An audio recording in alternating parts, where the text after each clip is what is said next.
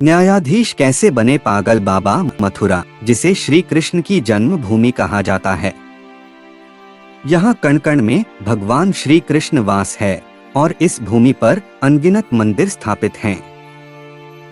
यहाँ स्थापित हर भवन कान्हा और राधा रानी से जुड़ा है, जिसमें उनकी लीलाओं का वर्णन अलग अलग रूपों में देखने को मिलता है। कहा जाता है कि यहाँ के प्रत्येक मंदिर में पूरे साल भक्तों का भीड़ लगा रहता है। दुनिया भर से लोग यहाँ भगवान के दर्शनों के लिए आते जाते रहते हैं। आप सभी ने ये तो सुना ही होगा कि जब जब धरती पर पाप बढ़ा है, तब तब भगवान ने विश्व के कल्याण के लिए अवतार लिए हैं, और जब भी किसी भक्त ने भगवान को पुकारा है तो वे स्वयं उसकी मदद करने आए हैं। लेकिन क्या आपने कभी सुना है कि श्री कृष्ण अपने किसी भक्त के लिए कोर्ट में भी पेश हुए हैं? जी हाँ, आज हम आपको बांके बिहारी के एक ऐसे ही मंदिर के बारे में बताने जा रहे हैं, जिसका नाम और कहानी दोनों ही बेहद दिलचस्प है। तो आइए जानते हैं इस भव्य मंदिर के बारे में।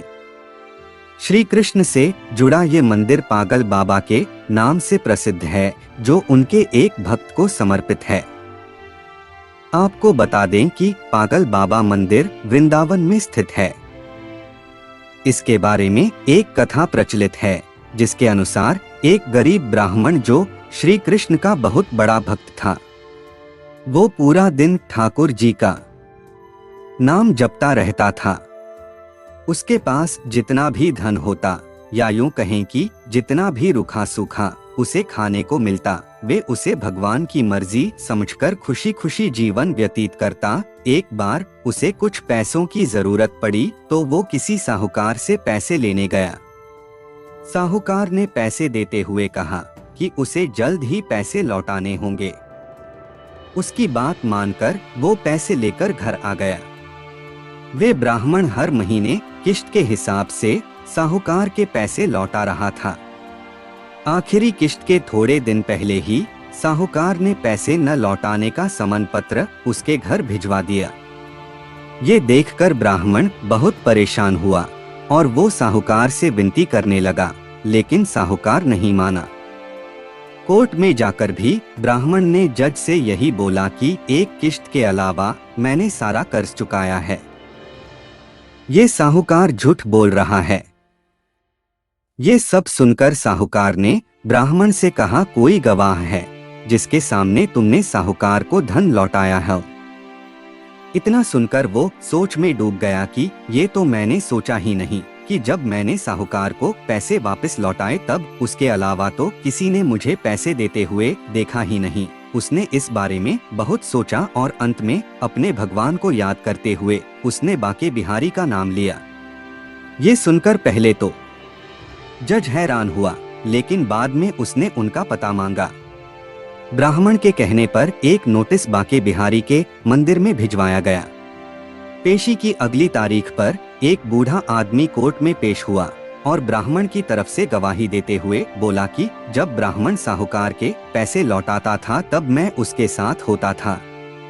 बूढ़े आदमी ने रकम वापस करने की हर तारीख को कोर्ट में बताया और साहूकार के खाते में बूढ़े आदमी द्वारा बताई गई रकम की तारीख भी सही निकली। साहूकार ने रकम तो दर्ज की थी, लेकिन नाम फर्जी लिखे थे। जज ने ब्राह्मण को निर्दोष करार दिया, लेकिन वो हैरान था कि इतना बूढ़ा आदमी इतनी तारीख कैसे याद रख सकता है। जज ने उसके बारे में उस ब्राह्मण से पूछा। ब्राह्मण ने उत्तर दिया कि वो सब जगह रहता है, लोग उन्हें श्याम, कान्हा, कृष्ण आदि नामों से जानते हैं। इसके बाद जज ने दोबारा उससे पूछा, बताओ वो बूढ़ा आदमी कौन था? फिर ब्राह्मण ने कहा, सच में मैं उनको नहीं जानता, वो कौन थे?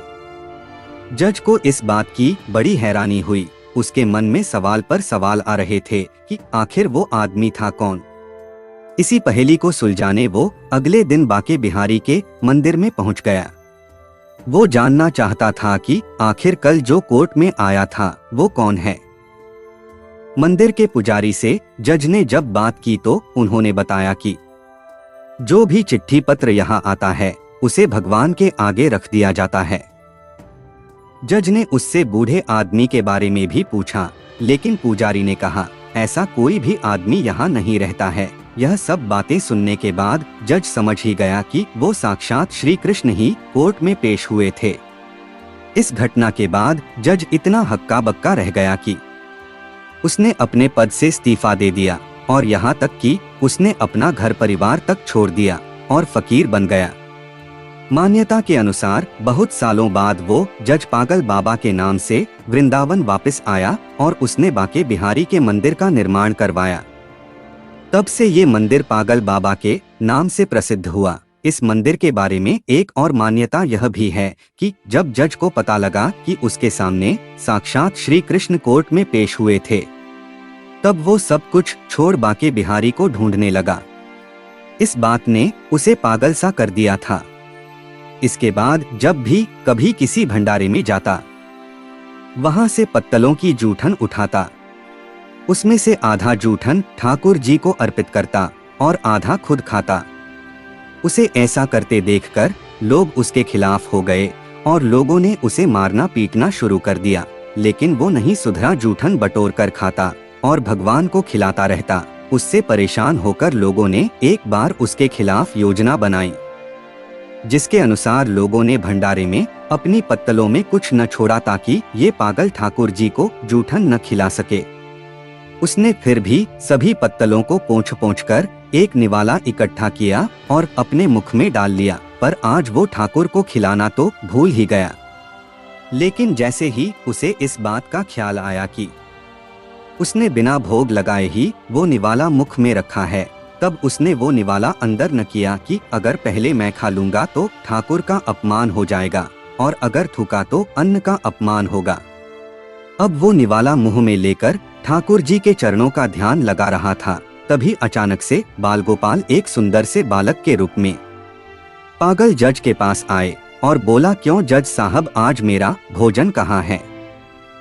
ये सुनकर जज की आंखें आंसुओं से भर आई और वो मन ही मन बोल रहा था कि ठाकुर जी, बड़ी गलती हो गई, मुझे माफ करें। ठाकुर जी भी मुस्कुराते हुए बोले, आज तक तो तूने मुझे लोगों का जूठा खिलाया है, किंतु आज अपना ही जूठा खिला दे।